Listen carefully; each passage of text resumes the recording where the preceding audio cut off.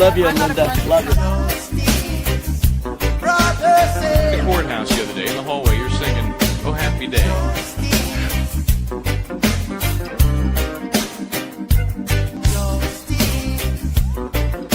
One word prayer.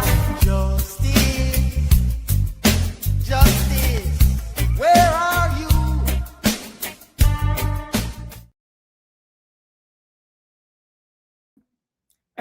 Quick adding and a setup, and I know I'm a little bit dark today, but it's a kind of a dark day, or is it? We're surprised that we have an arrest apparently in the Charlie Kirk killing, and the presser should be beginning in about a minute if it hasn't already.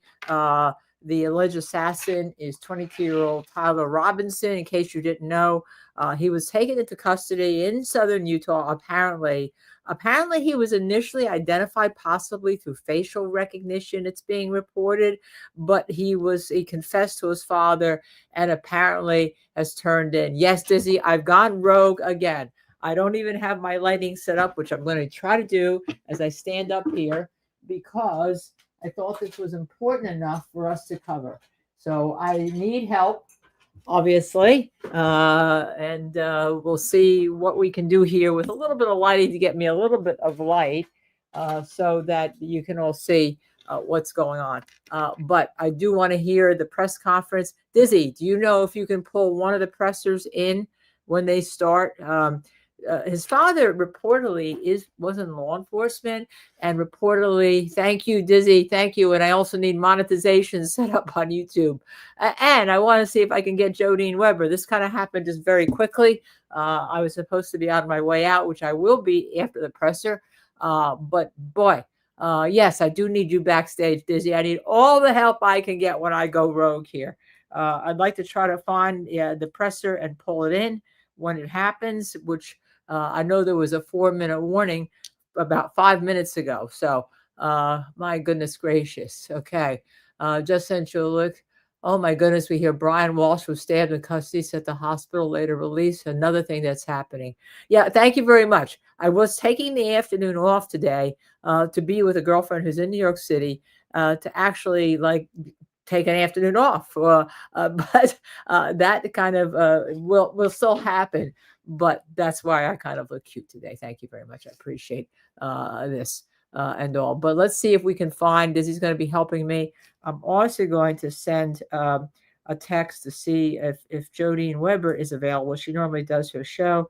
She's FBI. And this is, we do things live, so you're part of our show. Let's see. I don't think I can text her. I only have her email handy right now. But what I will do is actually go on Twitter, or X Twitter, as they say. All right. And see if I can find Jodene here. And I will send her a message here. Jodene, can you join me on? Can you join me right now, Linda? On air. Okay, so let's see if she's on air herself. Dizzy, thank you very much for helping. Yeah, it's on Court TV. I'd like to let's see if we can get the press conference in, and let's listen to it together. Okay, Court TV apparently has it. Apparently, FBI Deputy Director Dan Bongino, Special Agent in Charge Robert Bowles, Governor Spencer Cox, Lieutenant Governor Leah Henderson, and Commissioner Anderson, as well as Commissioner Bo Mason, as well as some local partners here present with us today. Governor, will kick it off. Ladies and gentlemen, thank you for joining us here tonight. We appreciate the media and the partnership we have with you in helping us to get information out to the public so that we can. This is last night's. They're running last night's. And hold him accountable. We are going to share. Okay, that's last night's press conference. So hopefully the live one has started, or unless they were redoing last night's press conference. I'm looking at the FBI site. They don't have it. on, although President Trump announced it on Fox News this morning that they're 95% sure that they had a custody, the person that they thought, but it sounds like they do. I mean, and it sounds like his dad consisted of various messages, including content of messages between the phone contact named Tyler with an emoji icon and Robinson's roommate's device. The content of these messages included messages affiliated with the contact Tyler, stating a need to retrieve a rifle from a drop point, leaving the rifle in a bush, messages related to visually watching the area where a rifle was left, and a message referring to having left the rifle wrapped in a towel. The messages also refer to engraving bullets and a mention of a scope and the rifle being unique. Messages from the contact Tyler also mentioned that he had changed outfits. I know there has been speculation as well as to the writing on those casings, those bullet casings, and I believe we have that as well. And I'll share that with you now. So the area north of Campus Drive Road where the suspect crossed over, you saw some of that in the video that we released last night, consists of a grassy area with trees on the edge of the UVU campus. Investigators discovered a bolt-action rifle wrapped in a dark-colored towel. The rifle was determined to be a Mauser Model 98 30-06 caliber bolt-action rifle. The rifle had a scope mounted on top of it. Investigators noted inscriptions that had been engraved on casings found with the rifle. Inscriptions on a fired casing read, "Notices bulges, capital OWO, what's this, question mark." Inscriptions on the 3 unfired casings read, "Hey fascist, exclamation point, catch, exclamation point." Up arrow symbol, right arrow, and symbol, and 3 down arrow symbols. A second unfired casing read, "Oh Bella Chow, Bella Chow, Bella Chow, Chow Chow," and a third unfired casing read, "If you read this, you are gay, LMAO." We are indebted to law enforcement across the state who's worked seamlessly together, local law enforcement, state law enforcement, and our federal partners with the Federal Bureau of Investigation. We're grateful for everyone who worked together in such a short amount of time to find this person and to bring justice. I want to thank the public who has been so engaged, reviewing videos, helping us with sending in tips, and helping us get to this point. I want to thank the family members of Tyler Robinson who did the right thing in this case and were able to bring him into to law enforcement as well. I especially want to thank the family of Charlie Kirk, Erica, Charlie's parents, his children. I want us to be thinking of them as we bring justice in this case. They will be involved in that justice. We will be working very closely with them as we move through this process as well. This is a very sad day for our country, a terrible day for the state of Utah, but I'm grateful that at this moment we have an opportunity to bring closure to this very dark chapter in our nation's history. With that, I will now turn the microphone over to the Director of the FBI, Kash Patel. Thank you, Governor. This is what happens when you let good cops be cops. The FBI and our partners are proud to stand here today together to bring justice to the family of Charlie Kirk and honor his memory. I want to express my deep gratitude to President Trump, the Vice President, and the entire White House who have been so incredibly supportive with both resources and just personally to the FBI as a team. They had our backs the entire way, and I just want to express my gratitude for giving us the resources we need to operate in this space to bring this sort of justice at this sort of speed.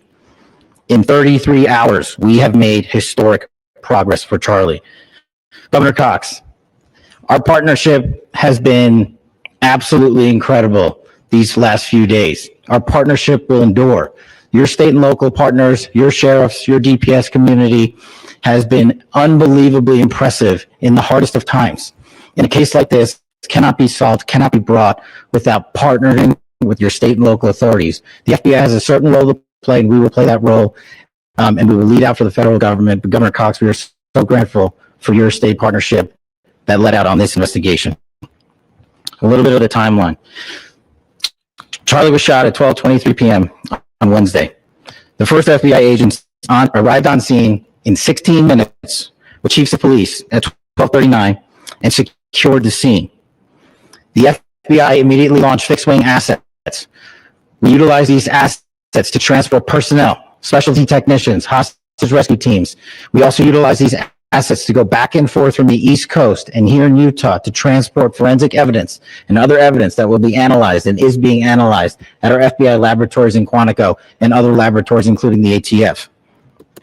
At my direction, the FBI released the first set of FBI photos of the suspect at 10 a.m. local time on 9/11. Then, shortly thereafter, the FBI reward of $100,000 was released at 10:45 a.m. local. Myself and Deputy Director Bongino arrived on the scene at approximately 5:30 p.m. on 9/11. The governor led a press conference last night at approximately 8 p.m., where at my direction, the FBI released an never-before-seen video of the suspect. We also released new images to the public of the suspect. And just last night, the suspect was taken into custody at 10 p.m. local time. In less than 36 hours, 33 to be precise, thanks to the full weight of the federal government and leading out with the partners here in the state of Utah and Governor Cox, the suspect was apprehended in a historic time period. And I want to highlight what Governor Cox said. This would not have been possible without you, the media, and you, the public. That's why we went so public, so fast, and we're so transparent, and we're committed to that transparency. The crime scene, just a little bit there. It is a large crime scene.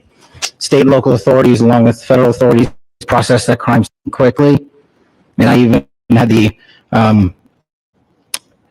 ability to walk through that crime scene and walk through the steps the suspect took to learn more about what was needed and what resources we need to bear to create a full picture for the FBI and leadership back in Washington. Furthermore, thankfully to state and local partners, forensic evidence has been seized and continues to be garnered. Forensic evidence has already been evaluated at FBI laboratories in Quantico and state and local authorities here. We will continue to process evidence as we see it, as we collect it, and we will continue to deliver it to Governor Cox and his team. Last night, we had a total of approximately 7,000 leads.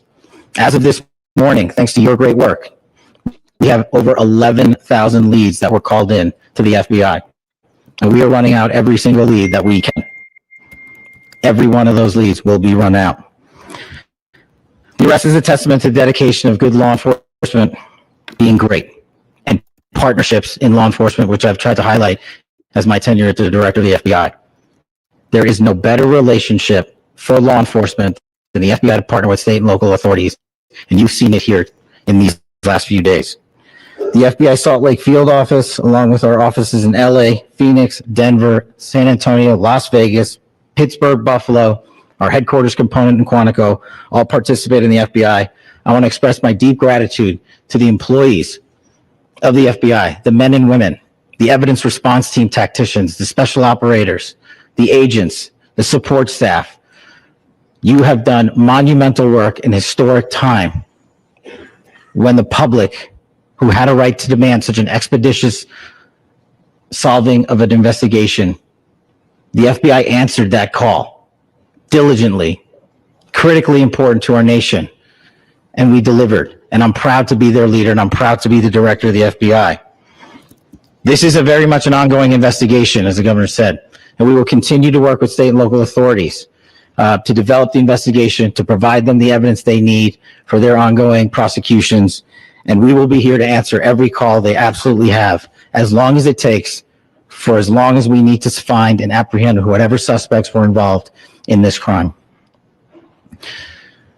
Lastly, to my friend Charlie Kirk,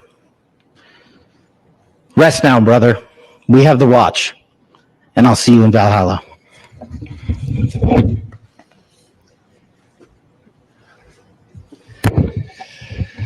Thank you, and good morning.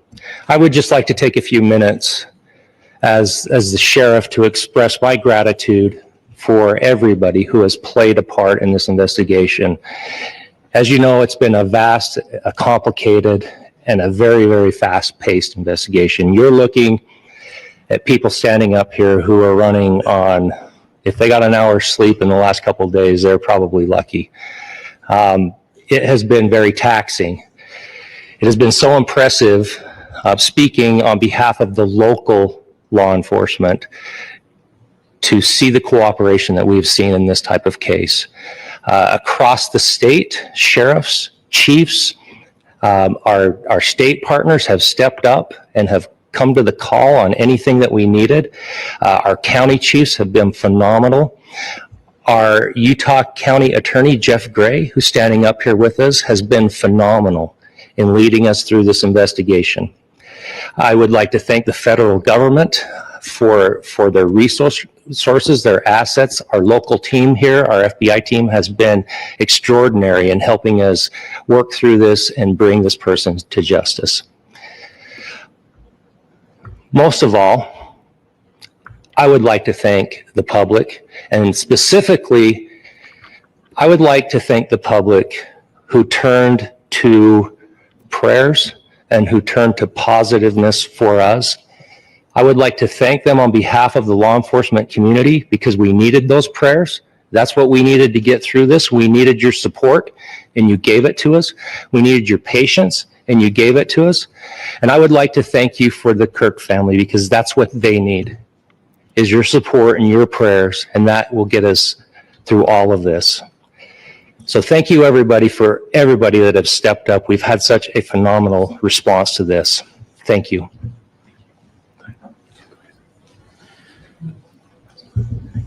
I also want to give a special thanks to the Attorney General and the Department of Justice. Their unwavering support and their commitment to justice is shown true here. And without AG Bondi and Deputy Attorney General Todd Blanche and the resources they brought to bear, we would not have been able to complete our mission. And I just want to say special thanks. It's an honor to be a part of the Department of Justice.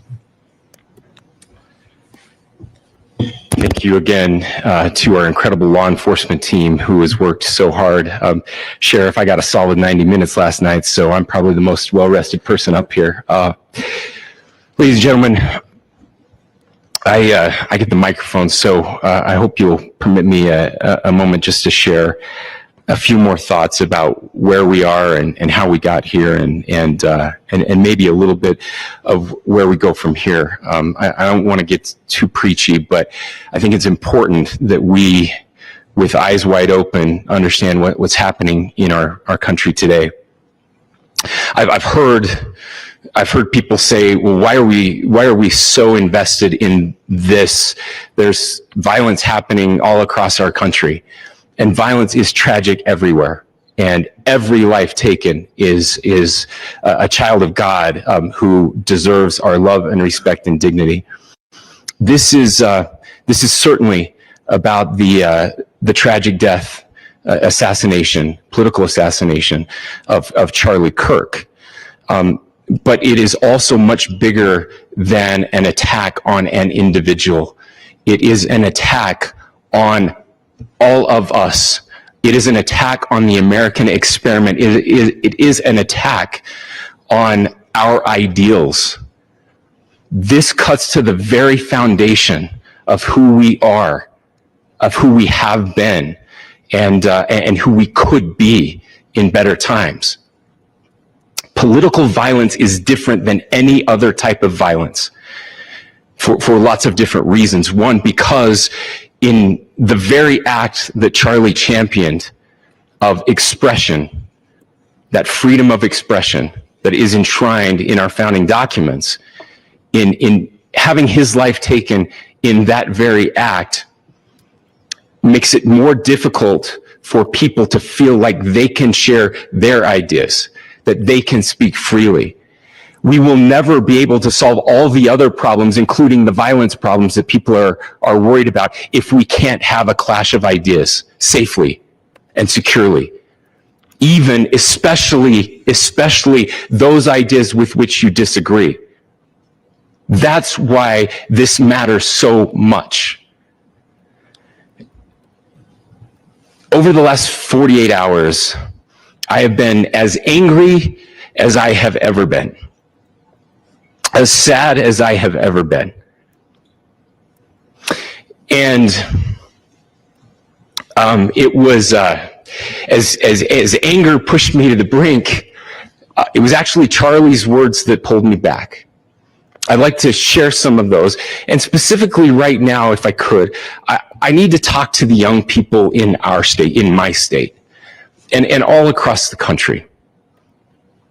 As President Trump reminded me, he said, you know who really loved Charlie? The youths. And he's right. Young people loved Charlie, and young people hated Charlie. And Charlie went into those places anyway. And these are the words that have helped me. Charlie said, when people stop talking, that's when you get violence. He said, the weak can never forgive. Forgiveness is the attribute of the strong. The only way out of the labyrinth of suffering is to forgive. Welcome without judgment, love without condition, forgive without limit. He said, always forgive your enemies. Nothing annoys them so much. A few months ago, I referenced this last night, Charlie posted to social media, when things are moving very fast and people are losing their minds, it's important to stay grounded. Turn off your phone, read scripture, spend time with friends, and remember, internet fury is not real life. It's going to be okay.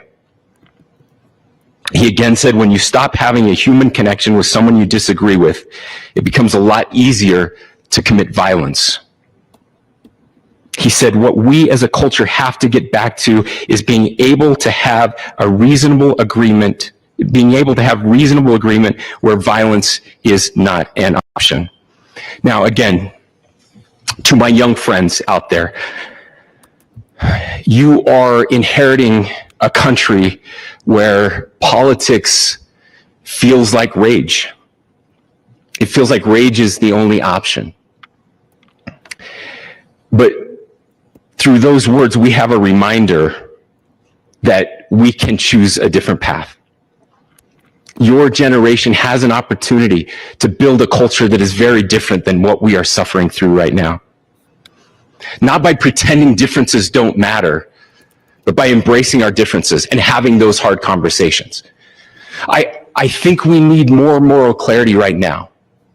I hear all the time that words are violence. Words are not violence. Violence is violence. And there is one person responsible for what happened here. And that person is now in custody and will be charged soon and will be held accountable. And yet all of us have an opportunity right now to do something different. I want to thank my fellow Utahns. This bad stuff happens. For 33 hours, I was praying that if this had to happen here, that it wouldn't be one of us. That somebody drove from another state, somebody came from another country. Sadly, that prayer was not answered the way I had hoped for, just because I thought it would make it easier on us if we could just say, hey, we don't do that here. And indeed, Utah is a special place. We lead the nation in charitable giving. We lead the nation in service every year. But it did happen here. And it was one of us. But I want you to look at how Utahns reacted the last two nights. There was no rioting. There was no looting. There were no cars set on fire. There's no violence. there were vigils and prayers and people coming together to share the humanity. And that, ladies and gentlemen, I believe is the answer to this. We can return violence with violence. We can return hate with hate. And that's the problem with political violence, is it metastasizes, because we can always point the finger at the other side. And at some point, we have to find an off-ramp, or it's going to get much, much worse. But see, these are choices that we can make. History will dictate if this is a turning point for our country. But every single one of us gets to choose right now if this is a turning point for us. We get to make decisions. We have our agency. And I desperately call on every American, Republican, Democrat, liberal, progressive, conservative, MAGA, all of us to please, please, please follow what Charlie taught me. I'll just conclude with with words I share often from a friend and author, Yuval Levin, who was asked if he was optimistic about our country, and he said, "I'm not optimistic." He said, "I hate optimism." Like, that sounds bad. But he said, optimism is a vice. It's this idea that good things are just going to happen. And he said, in the history of the world, good things have never just happened. He says, I'm not optimistic, but I am hopeful. And hope is the virtue that sits between the vices of optimism and pessimism. Hope is the idea that good things are going to happen because we can make them so. I still believe in our country. And I know Charlie Kirk believed in our country. I still believe that there is more good among us than evil. And I still believe that we can change the course of history. I'm hopeful because Americans can make it so. Ladies and gentlemen, we're happy to answer any questions you might have. Governor, can you please speak to whether the suspect is speaking with authorities and his demeanor, Tyler Robinson, when he turned himself in? I cannot speak to that right now. Governor, how do you interpret the engravings on the case? Well, I will leave that up to you to interpret what those engravings mean. I think the clearest one that says "catch fascist," there's not, and by the way, that's like catch like a ball, catch this. That's I think that speaks for itself. Governor, you indicated that he had been communicating. Please. Talk about this level of hatred that this person expressed. Beyond that, is there anything in your view that you discovered that may have radicalized or changed him to prompt him to commit such a horrific? There's nothing more that we can share at this time. Governor, Yeah, you please. indicated that he had been communicating with a friend on Discord about the gun. Do you anticipate any more arrests? We do not at this time have any information that would lead to any additional arrests. Do you believe he acted alone? Yes, but the investigation is ongoing. Can you detail at all? Can you detail at all how he came into custody of police and where he is right now? Yes, so right now, Mr. Robinson has been booked into the Utah County Jail. You heard the president this morning report that he was taken into custody, that his family and a friend helped to deliver him into custody of law enforcement in Washington County. For those of you that don't know where Washington County is, it is the southwesternmost part of the state of Utah. It's about a 3.5 to 4 hour drive from here, where we are right now, and that's where he lived and where they turned him in. Please, I'll go here. I can't share any more than what I've already shared. Yeah.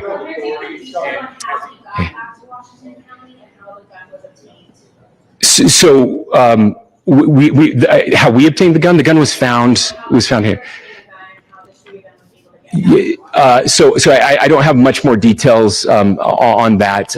We do know that he drove. We had his car here on campus, and then we had his car going south back to the St. George. It's actually the city of Washington in Washington County. Is he talking with authorities and did he discuss a motive? I'm sorry? We don't have any information that would lead us to believe that.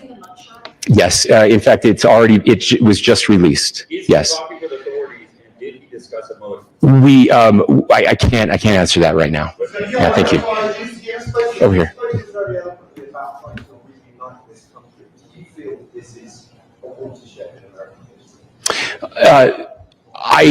I absolutely believe that this is a watershed in American history. Yes. The question is, what kind of watershed? And that chapter remains to be written. Is this the end of a dark chapter in our history, or the beginning of a darker chapter in our history?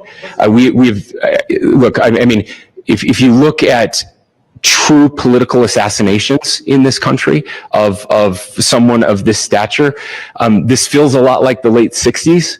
And having one so gruesomely displayed on camera in all of our hands and in all of our pockets. We are not wired as human beings biologically, historically. We have not evolved in a way that we are capable of processing those types of violent imagery. And by the way, we've seen another one with a gruesome stabbing very recently that went viral. This is not good for us. It is not good to consume.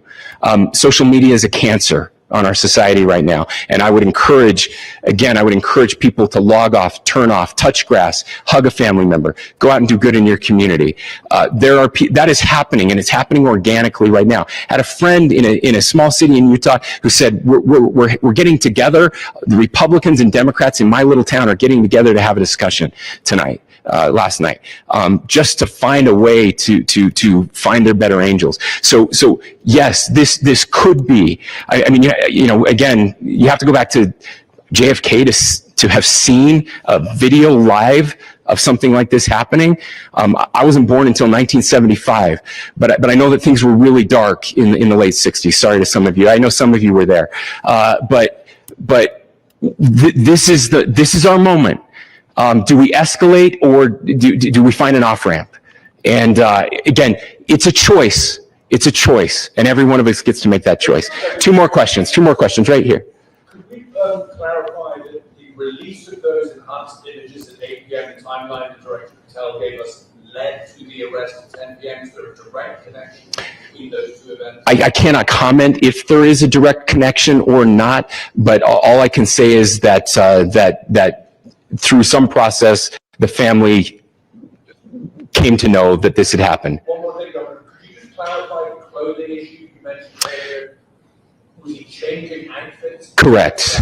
Yes. So when he's first spotted on campus, he has different clothing on, and then he changes clothing on the roof, and then changed back into that clothing at some point, so that when he was apprehended, when he was arrested, the clothing matched the clothing he had on before the shooting here at UVU. Last question here. Yes.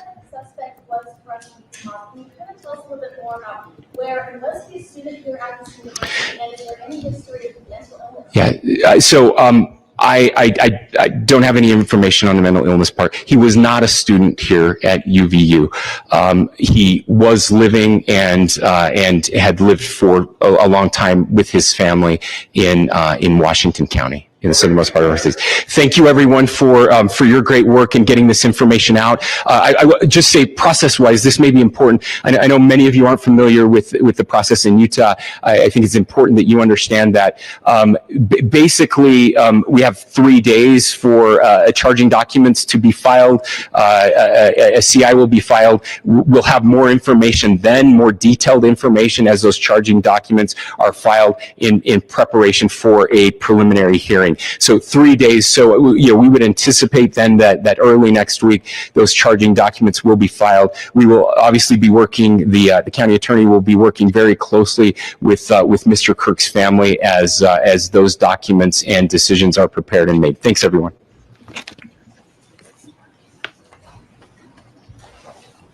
right, let's watch them walk off stage. That's the director of the FBI, who, quite frankly, Jodene Webster, who is a great former retired FBI agent.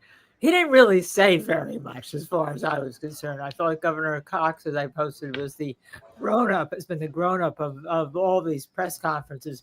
But the upshot is that 22-year-old Tyler Robinson of Washington County, which is 3 to 4 hour drive from where Charlie Kirk was shot, was taken into custody last night about 10:30. So when they finished the press conference yesterday, obviously works were already in to take Tyler Robinson in custody. Apparently, he confessed to his father. His father had been, from what I'm reading on the internet, if it's true, in law enforcement. He knew who the FBI to call, and his father and a friend are the ones who apparently turned him in, whether they drove him to the local police station or, let the cops come to his house. That was unclear to me. Your thoughts, Jodene? Well, hi, Linda. Thanks for having me back. Thank you Great for to coming. see you under such sad circumstances here overall. I joined halfway through the press conference, so I missed Kash Patel. But I will say, Didn't say anything. Okay, I didn't think so. I will say kudos to this family member, the father, for turning in the son and recognizing, most likely, okay, this is my son. I see the photographs. Perhaps he recognized the weapon as being a family weapon. My understanding is it was a rather unique, older weapon that was utilized. Right. It was a Mauser from World War II in Germany. A lot of them come into the country by mail or whatever, almost untraceable. So yes, you're right. Yes. So I will say I have had cases where family members have cooperated with law enforcement and been proactive as far as providing information. And certainly given the attention on this crime, the political discord over this crime, I guess you could call it, I think that is very brave to come forward and bring your own son into law enforcement for the greater common good, for public safety. So I think, obviously nobody is entitled to act out violently like this. And this father, could have easily kept his mouth shut and turn the other cheek, and didn't. He did the right thing and for the greater good. But we have got to address the violence in this country. It's never justified, regardless of what your politics are.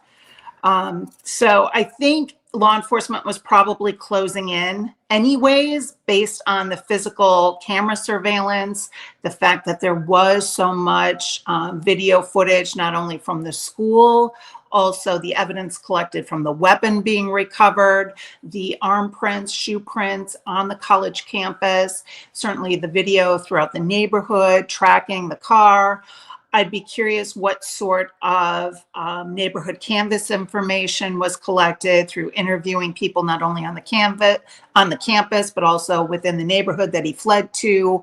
What sort of information was called in by people who may have recognized this individual, knew him, knew his previous ideologies? Was there any social media posts from him previously?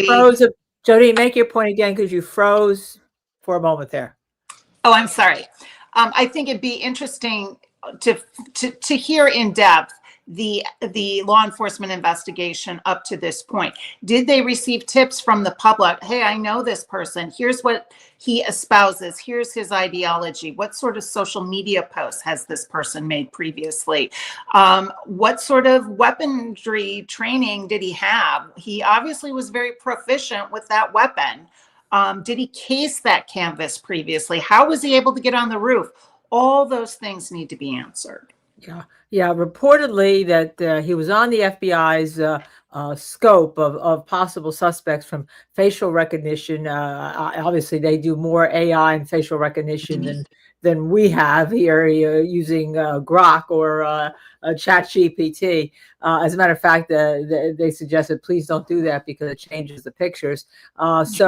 Apparently he did confess to the dad. This reminds me, and I talked about it last night before we even knew who the subject was, or yesterday when I was on the air, the Unabomber case, for those of us who were around, where after the manifesto was released, the brother of the Unabomber recognized the handwriting and said, "That's my brother." But he made a deal with the government not to go after the death penalty, to turn him in.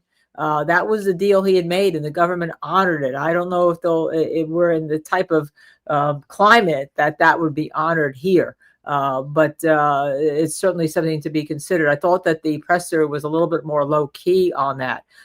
He is 22. The family apparently had said that he had become, according to the presser, more political, whatever that means, in recent years. And he did bring up Charlie Kirk and said at one point, quote, that he didn't like him. So they knew that. And then I guess they do have text messages between him and his roommate, but it wasn't clear where the roommate was from, right? Is this some type of college, or was he working? That he had to retrieve the rifle, which I'm not sure when that would have happened. Maybe you have a better on this. And then there were casings, and I think I got some of the stuff on the casings, the writings on the casings, which have been reported. But one said, quote, "Hey, fascist!" exclamation point, catch. Close quote. And then there was an up arrow symbol, then there was a right arrow symbol, and then there were 3 down arrow symbols.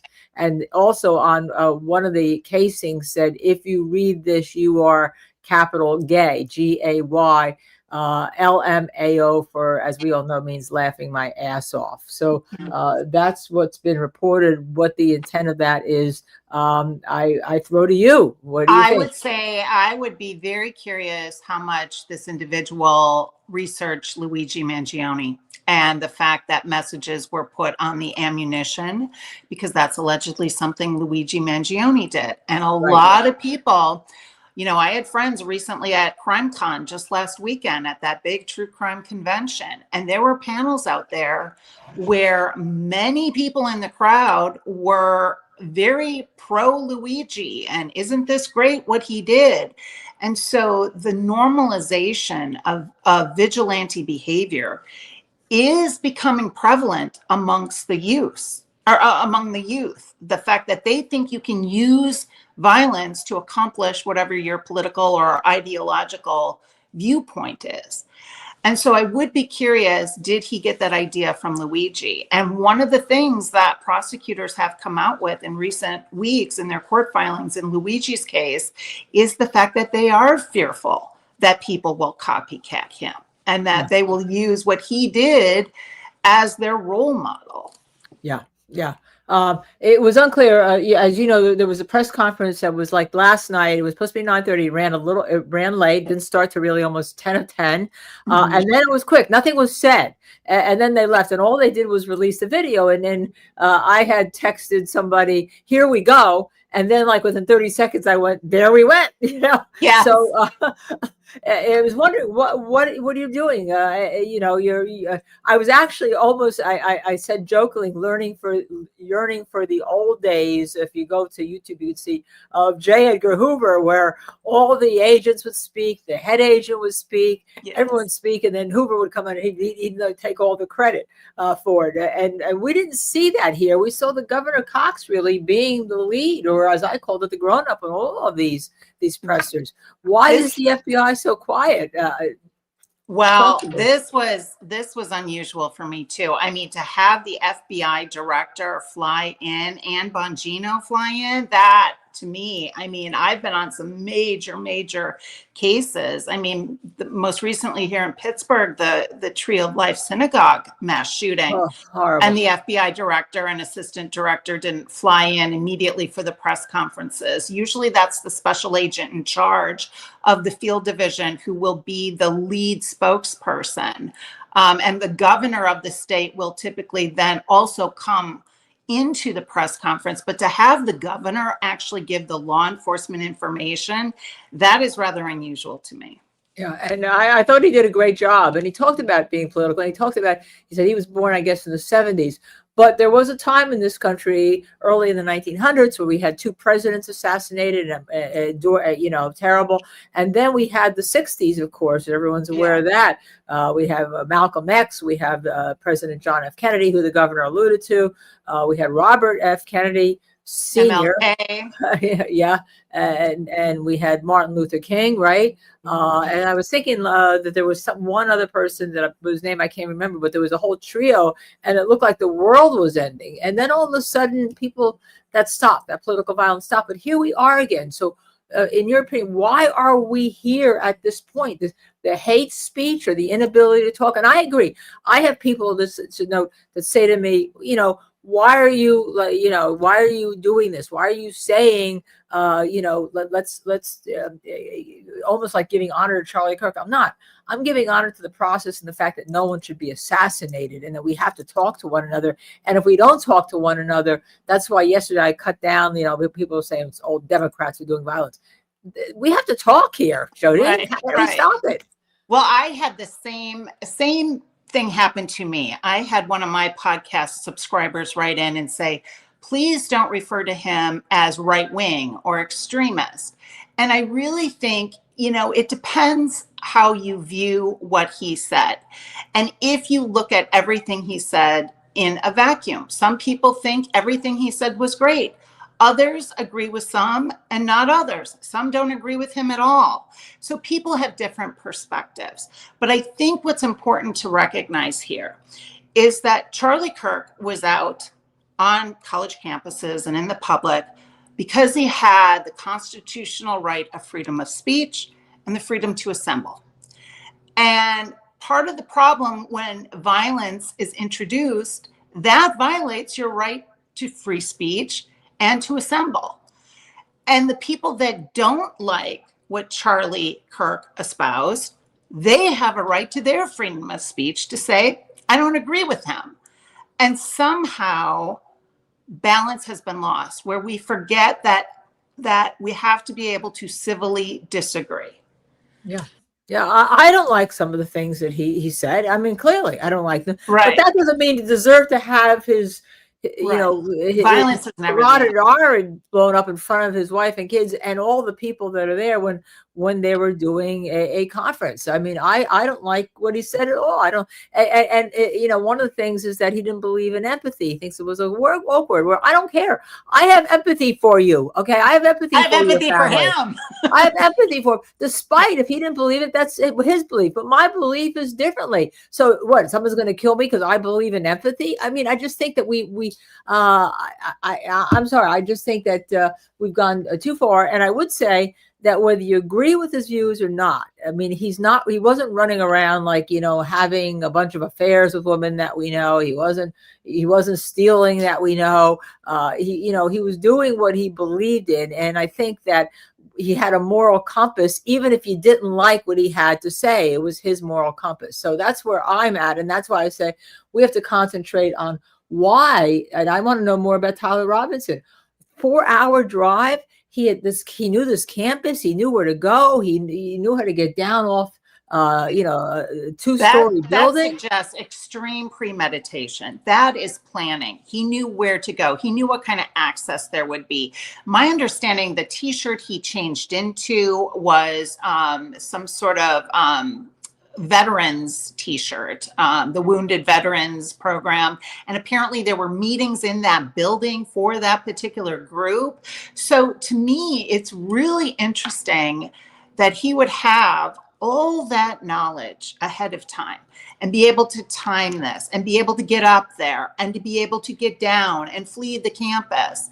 And I have a lot of questions about the fact that the security, even though Charlie Kirk had his own team, right. Where was the campus security? Right. Why wasn't there drones up? You have a political speaker here who, whether you agree with him or not, has said things in the past that are politically charged about, he said things about blacks shouldn't be pilots, or he would have questions about that. He made comments in the past about, well, we may have to have a few people killed so we can keep our Second Amendment rights.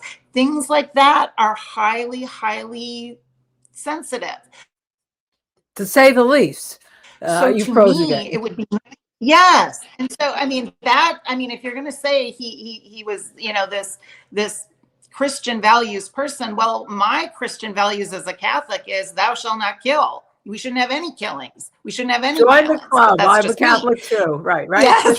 Right. But back to Like the that. security at the Commandments. campus. You should have drones up. You should have more perimeter security. I am very critical of this college about what kind of security was in place. I mean, when this happened, I have 2 children in college. My twins are Wow. freshmen. Oh, They're wow. at different colleges, Oh. one in Florida, one in Missouri. They both called me. And we have had that discussion. How safe are you if you go to an event like this? The one thing I think we're all grateful for is that he didn't spray the crowd. He could have missed, just like at the assassination attempt that was right up the road from me here in Pennsylvania, the summer before last against President Trump. There were innocent bystanders who assembled at Trump's rally that were shot and killed. So, that's where it really becomes incumbent upon all of us to unite and say violence is not the answer, because any innocent bystander could have been killed. It's just simply not the answer. But I want to know how, and I know people will say eventually, oh, we shouldn't mention his name. We shouldn't talk about him. I think we need to know about him. I think we need to know how a 22-year-old became so political that he felt that doing this was the right thing. And quite frankly, people will say, well, you shouldn't have sympathy for the family. I do have sympathy. His father turning him in had to be one of the hardest things in his whole life he's ever going to do, because he knows that these are 2, whether they said it or not, you have a death penalty eligible, it's death penalty eligible in Utah, has a firing squad. And this is going to be death penalty eligible in the feds under that terrorism statute that they charged Luigi Mangione with. So, you have a father who knows that he could lose his son.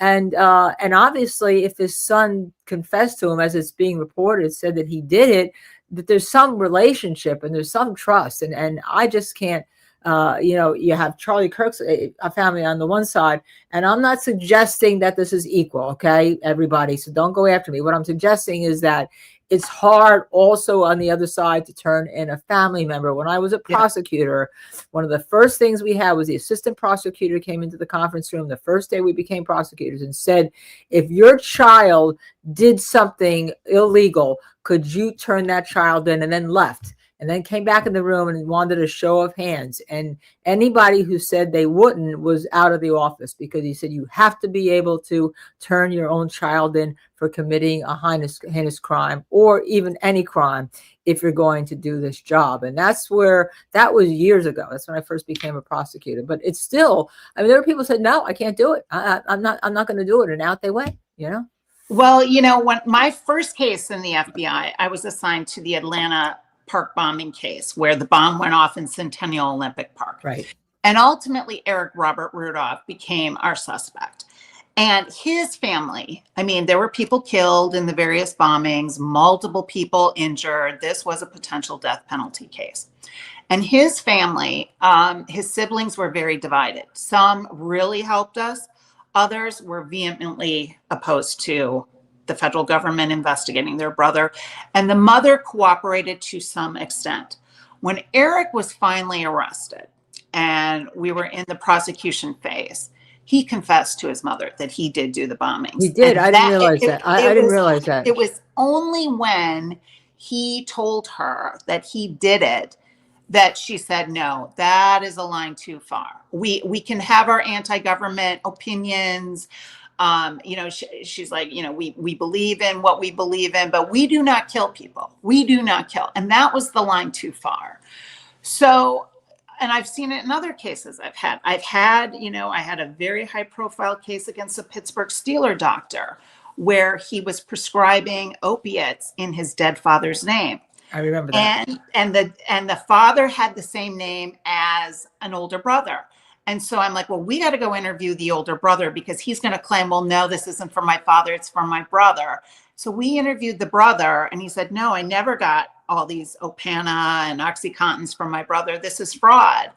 Well, when we went and confronted the doctor, he called his brother and said, "Will you lie for me?" And his brother said, "No, you got here too late. I've already told the FBI. I didn't do this. You did this. You need to take responsibility."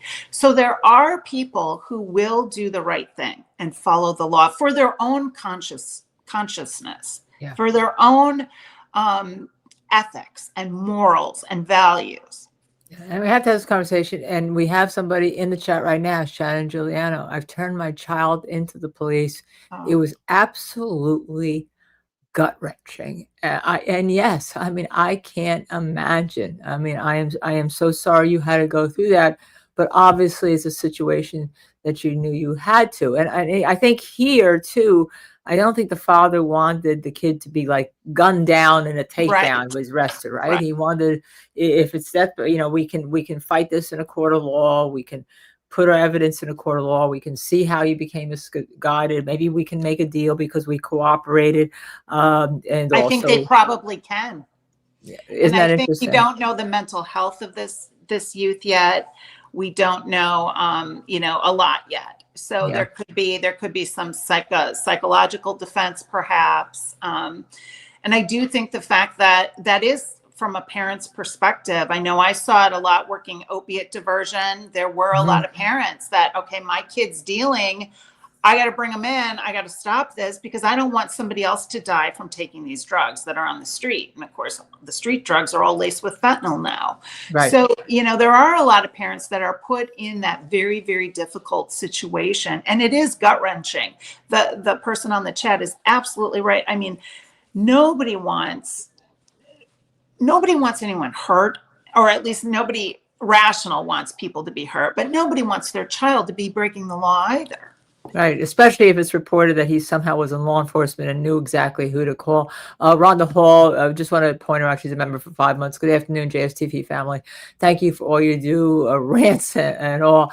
We just thought it's important, quite frankly, to talk about this because we didn't know what we were going to learn at the press conference. I do have to say, I don't think I learned very much from Mr. Patel on the press conference, but somebody points out that perhaps because this is a capital punishment case, better to take it slow and have appeals after appeals in court, and maybe that he didn't want to say anything that was inappropriate. But we all have our own views about that. But when do you think, I mean, right now I'm looking, let me see if there's anything new that's been gleaned, because what I hate to do is I wish they did say more about who this kid was. How was it? Did they have an indication that he went to UVU in the past? I mean, this to me had to be highly planned out. And what you said about his mugshot is up. Let me see if I can take a, you know what I'm going to do? They do have his mugshot up. He looks a little different than, and I was going to post, this was the picture. This was the picture that was posted this morning. Okay. All right. Of him. But I'm going to show you right now, but I have to, you know, we kind of on the air produce the show when I'm rogue, as they say, and I have to now send this to my computer where I'm on. Well, I'll airdrop it to my computer. It's not going to be the best picture that you're ever going to see because I just took a photograph of the mugshot rather than going to the actual Linda, I applaud you because I couldn't do this. Okay, so hold on. And I seem to have now lost it. It's sent. It's waiting. Here we go. Let me grab it now again. Okay, let me just grab it off the. There we go. It's because I have these very slippery nails, as you see, and I'm going to actually pull it in now to the image file. I'm going to pull it in. All right, it's considered an image 1209. So just have you know what I'm doing, everybody. Michael Bryan has seen this. He'd be so proud of me. As I said, it's not going to be the best image. All right. That's what we had this morning that somebody had posted. They got it online. This is apparently the mugshot right here. Okay. You know, so as I said, I didn't pull it off the mugshot site, but that's, yeah. 22 years old. Okay. 22 years old. That's the alleged shooter. All right. And I say alleged because when President Trump talked this morning on Fox News, he said they're 95% sure, but it sounds like with the dad confessing to the dad, it's 100% sure that he is the shooter. Although remember, I have to say he's presumed innocent in a court of law as we speak right now, as he stands here right now, arrested. He is presumed innocent unless until a jury finds him guilty beyond a reasonable doubt. And I always have to give that disclaimer. Well, and going to the premeditation aspect, I would like to know how long ago was it announced that Charlie Kirk would be speaking at this campus? Had this individual gone to see him speak at other locations? Again, all the premeditation, I think they're going to look at his cell phone, look at his geolocations, figure out how often he was at that campus, how he got access to that roof. And then I think in the hot wash and aftermath of this tragic event, I think that university has to look at their security protocols at having these kind of events. And clearly the rooftops weren't guarded. There wasn't any right. Nope, you sort of froze security again. there to prevent this from happening. Yeah, you're freezing a little bit, Jodene. Okay, am I back? Okay. You're back. Clearly there wasn't any security on the rooftops to prevent this from happening. So the college needs to really take a look at their security protocols. And I think because he wasn't a public servant figure, he wasn't an elected official. You didn't have the police involved, right? You didn't see local police, and you didn't see any Utah University police, obviously. All you saw was Charlie Kirk's security team that was on stage with him. So I think you're absolutely right. That in these events now, I think colleges are on notice, universities are on notice that you have to do something, because it's the same thing that happened in Pennsylvania. He's on a rooftop 175 yards away. I think I reported 135 yesterday, but now they came out last night and said it was 175 yards away. Well, you know, if that is very significant. Curious too. I'd be very curious because both in the Pennsylvania incident and this incident, there have been rumblings about, well, what if there's somebody who eventually recruits these youth to do the dirty work for them? What if this is an agenda? What if this is something politically motivated behind the scenes and these young individuals are used sort of as the patsy sort of thing? I think that was something that came out yesterday about the fact that they were gathering foreign intelligence. Now, where is that foreign intelligence coming in about this individual? That to me, I found very odd. And I want to know more about that. Was there any truth to that? Yeah. Because that came from the governor as well. Right, that came from the governor as well, and that's what Julia Nelson says. I wonder if he's in one of the groups that Kirk spewed hate at. We don't know because nothing was said about that. And then it also, Jeannie Grand Piano. I won't repeat the rest. Where did you find that? Where did you see that? Is that on report anywhere that he loved Trump and he loved MAGA? Because usually if you love Trump and you love MAGA, you like Charlie Kirk. So then it sounds like what you're saying, that it could be more specific to a specific group, but we don't know any of that. And I would point out, Beehive, thank you very much. There's more that unites people than divides people, surely more in common, hope over hate. Oh, well, after 9/11 lips to yesterday, God. I'm a 9/11 responder. You Right, know, I know. mean, that's part of this. You know, I was talking about this case yesterday, this horrible shooting, you know, how divided we are as a country and all the violence. But then, you know, I was telling people that one of the members of my specific evidence response team that I was at the Pentagon with for 16 days after the horrible terrorist attacks. Well, this was the first year he died from his toxin exposures. And this is the first year his name has been added to the fatality list. And this is the first year his name was read. So yesterday I was a wreck because listening to his name being read, it was very, very emotional. But I tell people on that horrible day, 24 years ago, when we had all just this terrible tragedy happening in New York and Washington and Pennsylvania, nobody cared if you were a Democrat or a Republican. It's like, what do you need? How can I help? Can I make a sandwich? Can I bring you some water? You know, do you need a bulldozer? What do you need? And we all came together. Now, it's not to say that there wasn't some hateful expressions towards Muslims at that time in the aftermath. That there certainly was that. But when we were in dire crisis, when life and death, and it was a recovery effort and a mission to find people united. People united to help one another. And I think we need to unite after this. We need to dial down. I think our politicians, we need to have those from opposite sides of the aisle come together and hold meetings with community together and have a joint voice and model listening behavior, active listening. I think we need to get down to the basics again, because we're just not talking and listening to each other. No, we're not talking, even if you hate what somebody is saying. And there were, as I said, there were people on the chat yesterday who had absolutely opposite opinions of me. And I have said to everybody, look, I'm a proud Democrat. I'm proud of it. But I'm not going to go out and assassinate anybody because of beliefs, because the whole point of me growing up and talking is that we talk to people.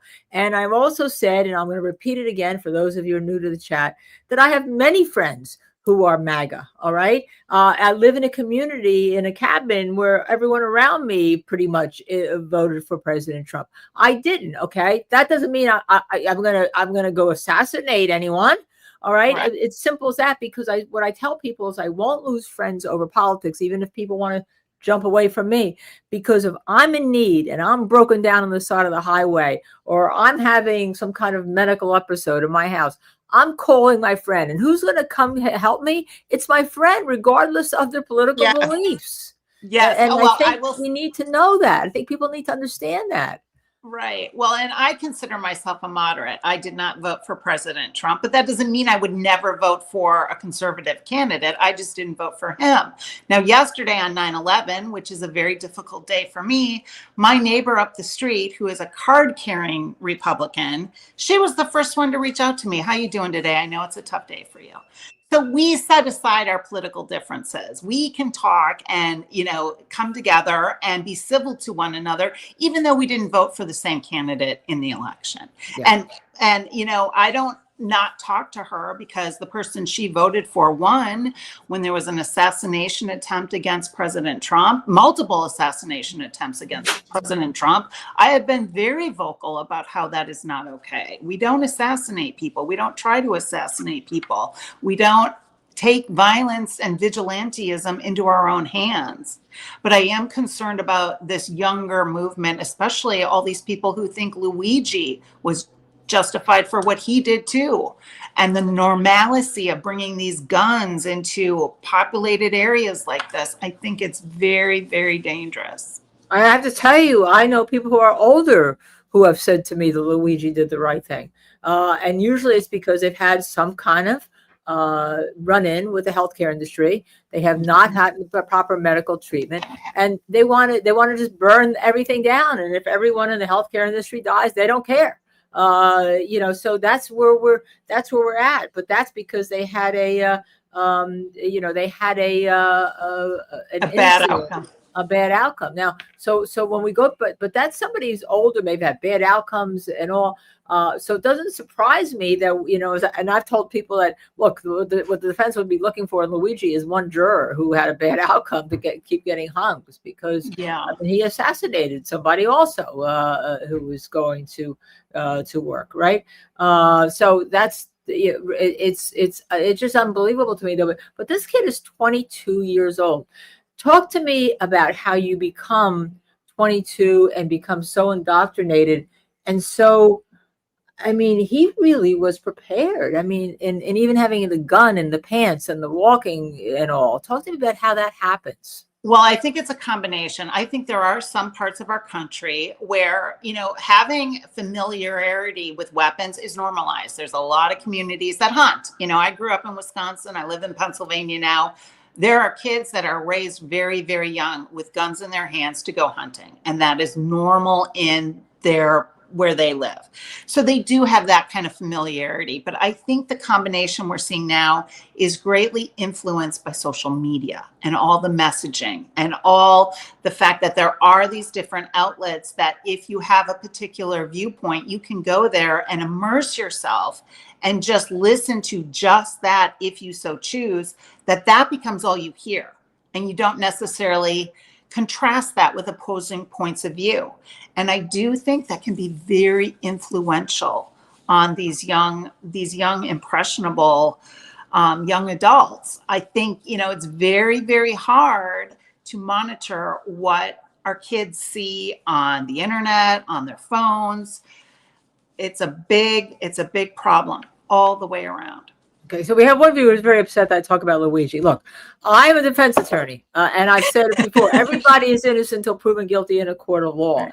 But we have a video here, and that's going to be really very difficult to get around. Hopefully, there can be make a deal on that without regard to the death penalty. He's very popular, by the way. He's the most popular inmate in the jail down here in New York. He's extremely popular. Okay. Well, I will say he's got two big hearings coming up next week.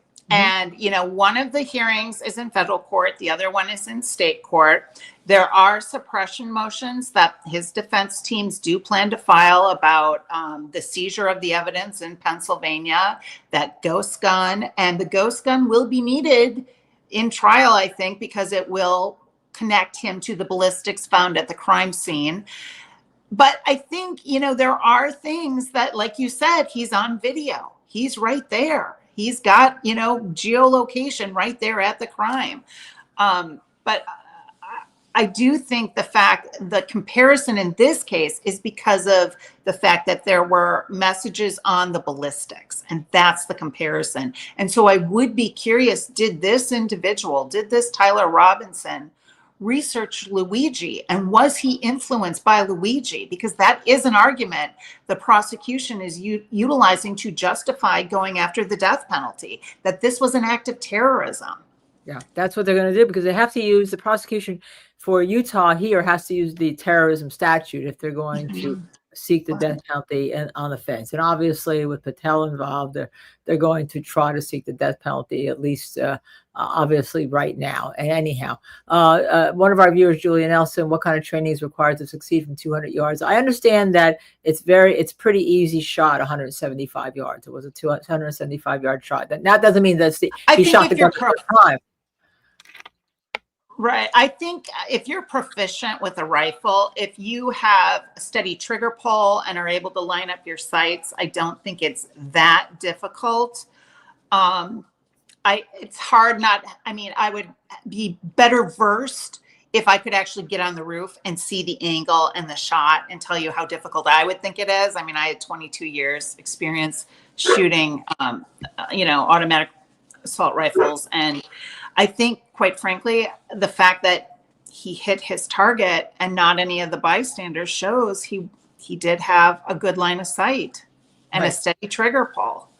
Very steady. And he didn't pull the trigger a second time. He did it once and he ran. Somebody asked where the gun is. If you watch the video of him coming off the building, he's got a long case. Okay. I assume initially that the gun was in the long case in the pants. And that's probably why the sight is probably kind of like a little bit askew, because he had to fit it into his pants as he was walking down the street with that limp caused by the gun. Yes, I saw that video, and I almost wonder, was the scope in like another pocket even, and then he attached the scope?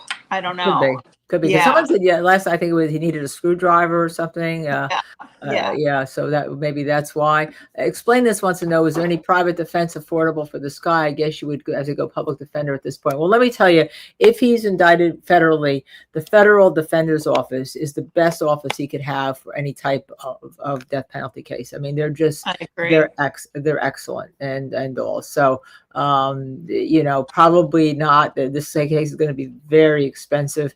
And people downplay public defenders, but the public defenders who deal with death penalty cases are pretty fabulous in my experience and all.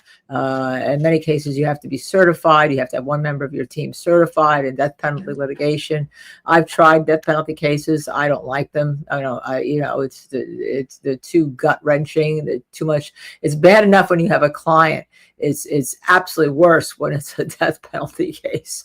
Well, and the fact that I think he's got the aggravating factors here, obviously, with the premeditation and potential for copycats and the potential for if he were get out, to do this again. I think all that could play in as far as aggravating factors.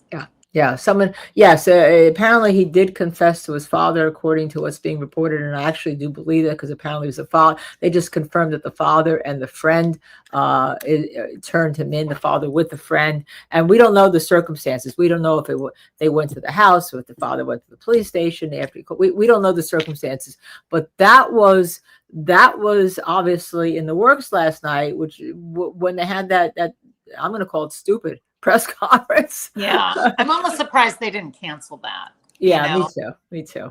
Yeah. I know. Anyhow, so but I think the reason why we've been doing these shows is not only to bring you the breaking action here, but I want to make sure everyone understands that it's not right, all right, to kill anybody for their political beliefs, in my opinion. Now, you may disagree with that. You may think that I'm just crazy, that I'm moral or whatever. But I think once we start killing people for political opinions, we're back to where we were in the 60s. We're back to where we were in the 1900s.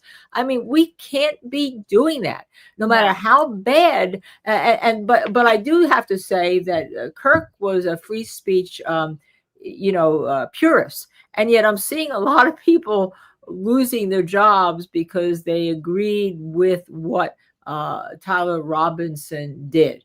All right. So I don't know where we come down that. I think that I understand if you're espousing violence. Goodbye, so long, farewell. Right. But we have to be able to talk here. And maybe part of the talking, and maybe what that is that's a lot of disinformation. Governor Cox said last night that you're seeing a lot of Russian bots putting stuff. We don't even know if this is real, what's being put on the internet. And that's what happens with these kids, right, Jodene? And we don't know if Tyler Robinson, if what he's reading on the internet is even real, or how he's becoming such a, a killer, an assassin. He became an assassin. Well, that's it.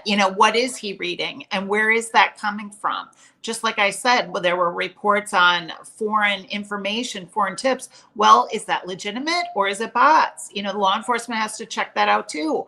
We all have, with technology now, we have a vulnerability as to who is providing that information and what that integrity of that information is. Yeah. No, I know everybody can fire whoever they want. I do a lot of employment law. It's an at will, and you can fire whatever reason, whatever in your best interest you do. That's not what I'm saying. What I'm saying is that we can't kill people for what they say, but we have to be careful of punishing people for what they say, as if it's just a view and it's not a non-violent view. What if you say, I disagree with what Charlie Kirk stood for? All right. Does that get you fired? Do you hate me on that? I disagree with a lot of things he said. But I will tell you that I think he was a very moral man. I think he was driven by his morals. I think he was driven by what he thought was good, whether or not we liked what he said or not. Even if some of the stuff that he said sounded racist, he didn't deserve to be assassinated. Period. If you don't like what I'm saying, then you can go elsewhere to another show. I mean, but I think we have to be able to talk about it. And if you can't talk about it, goodbye, so long, farewell. Now, actually, you know what? Somebody last night posted, you're my favorite Democrat because you talk to us and you don't just dismiss us, okay? I have to tell you, yes, I am a Democrat, but that's the whole point. We need to talk to each other and not kill each other. Exactly. I know Charlie and his wife believe the woman should be in the home. Well, clearly, I don't believe that. I'm a single mother. My kids wouldn't be able to go to college if I didn't work. Their tuition is paid solely by me. So, I believe women should be allowed to work or not be allowed, but should, it's their decision, right. But if somebody wants to stay home and that's the way they want to do for their family, good on you. That doesn't work for me. That doesn't mean we can't be civil and get along with each other. Right.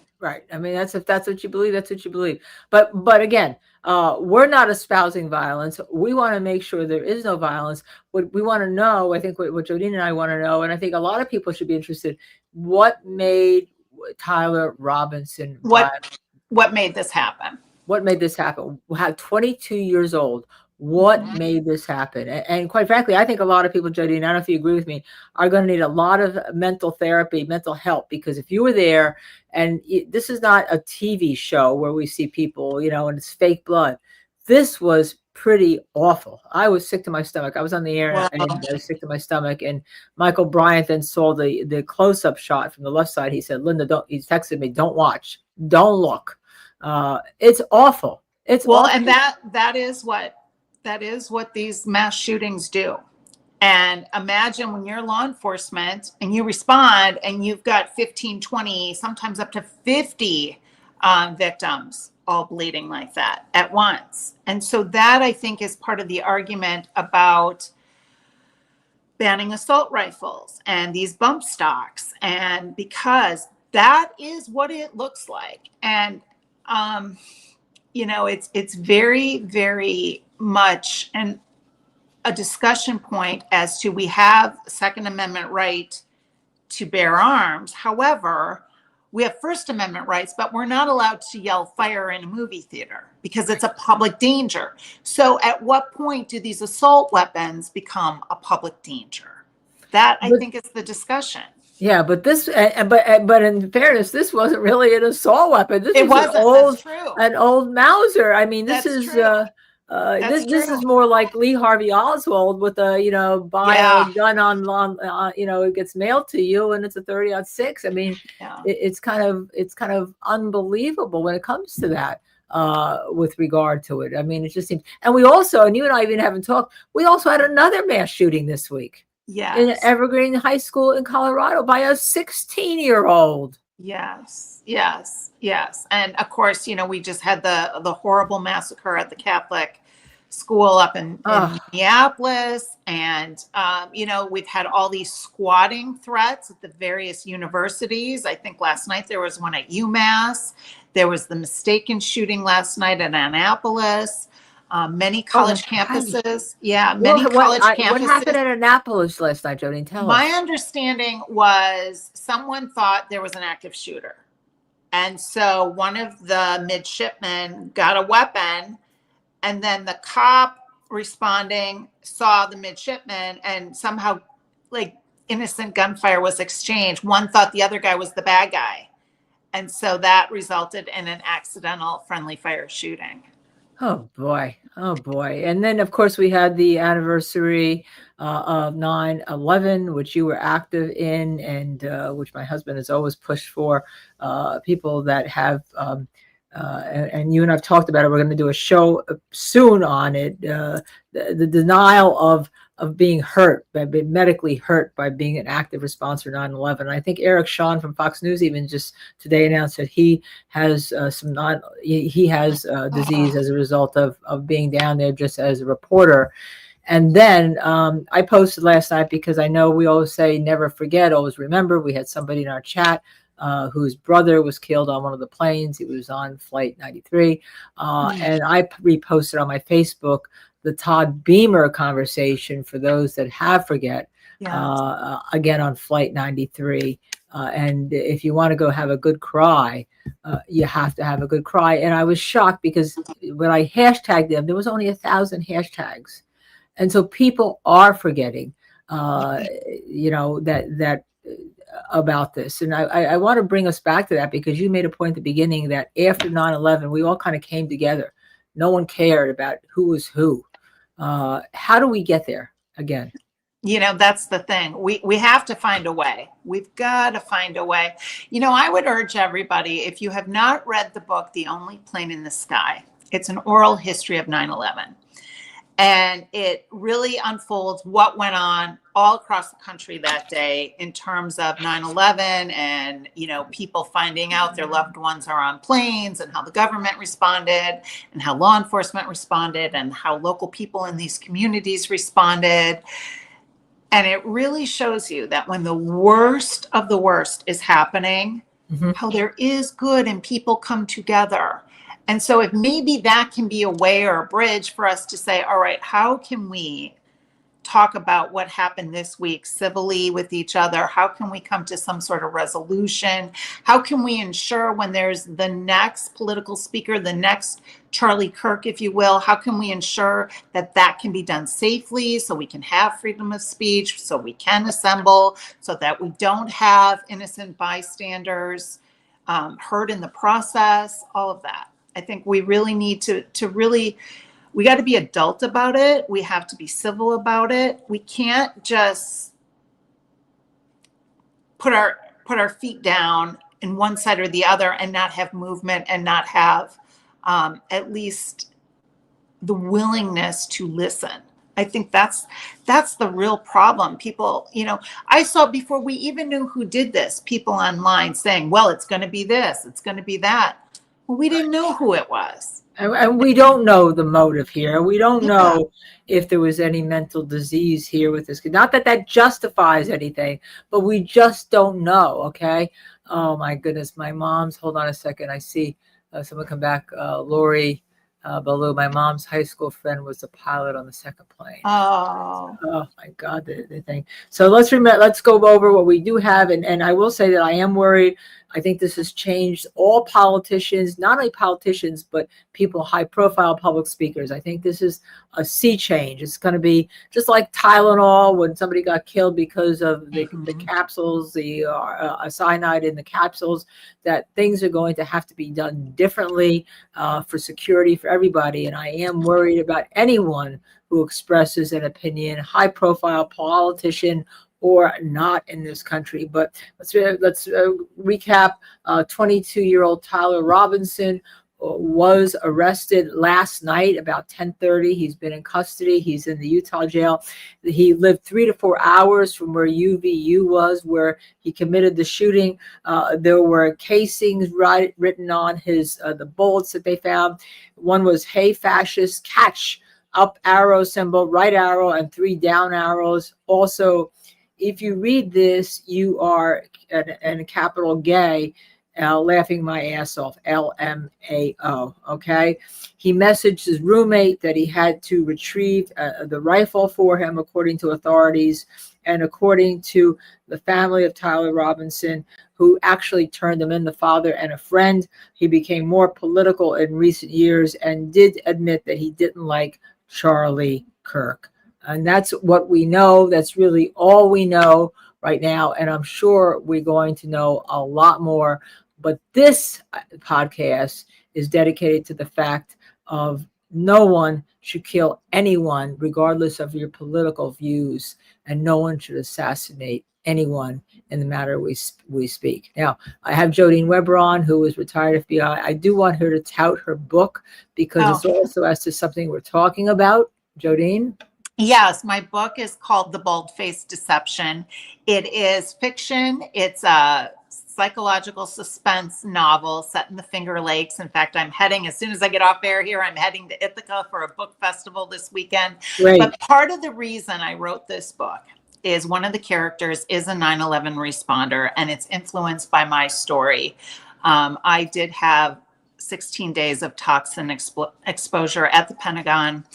And in 2016, my spine vertebrae just disintegrated. At the same time, my left hip joint disintegrated, and my surgeons couldn't figure out why my skeleton was basically disintegrating. The following year, they found a tumor in my skull. I had to have that removed. In 2020, I had my other hip had to be replaced because that hip joint disintegrated. And when all this happened to me, when it began to start in 2016, my hair started falling out. Oh, boy. And so it was a lot of things. And I didn't know, okay, am I developing alopecia because of my exposure to the toxins? Is this just stress related? And so my character loses her hair and she has alopecia. And so it's part of the story. It's a murder mystery. It's a page turner, but it also, I wrote it so that people could become aware of what 9/11 responders are going through, and really not just 9/11 responders and their exposure to toxins, but also our current people, whether you're firefighters or first responders, or even just volunteers with your local church or synagogue or temple or your local community center. When you help, if you go to the Red Cross or the Salvation Army, any of these organizations or construction crews that help out at mass disasters, at fires, at hurricane zones, anything like that where we have buildings collapse, you could potentially be exposed to toxins. And so I want to raise awareness to that and the importance to get medically monitored, to have chest screenings, to have your lungs looked at, to be aware of the different types of cancers that can develop, to be aware that you could have skeletal disintegration like I did. You could develop tumors. All those sorts of things could happen. Yeah. Thank you. Thank you so very much, Jodene. I know I want to do a taping, I think, of you talking about your book so we can keep it as an evergreen, because this is some story, and so many people give so much in law enforcement, and so many people give so much for the rights that we have in this country. And one could say whether you agree with them or disagree with him, that Charlie Kirk was killed for expressing his First Amendment rights, and that people did not like. Some of the things, as I said, I disagree with. But I think my view is that was misguided, because he really was a very moral person with regard to what he believed, and he didn't go out and kill anybody. Okay. He wasn't, shall we say, Hitler. All right. When he was accused of being that. And I think Mr. Robinson, who apparently had some kind of scholarship at one point to UVU, whether he went there or not. Mr. Robinson became misguided, and we don't know how that happened, and it has to stop. And us as adults here in this chat have to stop attacking each other if you disagree with what we say. Let's try to make America the America that our founders wanted, including women. No, I'm going to add, including having women have the right to vote, and minorities. And be attorneys and FBI agents and writers. Right. And yes. Right. All right, all. We will see. Thank you, Jodene, for joining me on this spur of the moment. I really appreciate it. And I want to thank everybody in this chat for joining us. Again, I'm just going to put up, this is the mugshot of Tyler Robinson, 22 years old, okay, arrested last night. Father turned him in along with a friend, according to Governor Cox. And we will see where this goes from here. But obviously, he's going to be charged, in my opinion, both in Utah as a death penalty case and by the feds as a death penalty case, unless they can work something out. And everybody, have a great weekend. Spread love, because love is in need of a lot of love right now after this week in our country. Thank you, Jodene. Thank you, Linda. Have a good weekend. Bye.